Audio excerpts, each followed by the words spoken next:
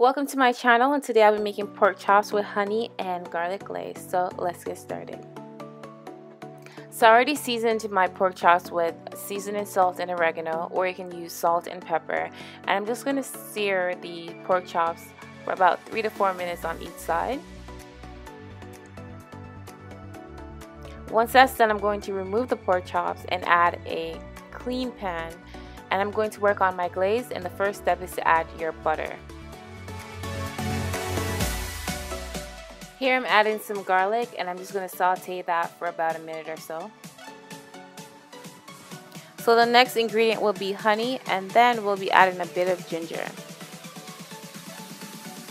Do keep in mind that the full ingredients will be on my blog. You can find the link in the description box below.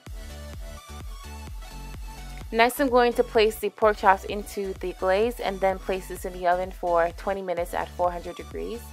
Do keep an eye out for your pork chop because you don't want it to be too dry. So once it's done, it should look like this. So thank you for watching this video. Go ahead and like this video, comment, and subscribe for more videos as well. See you next time. Take care.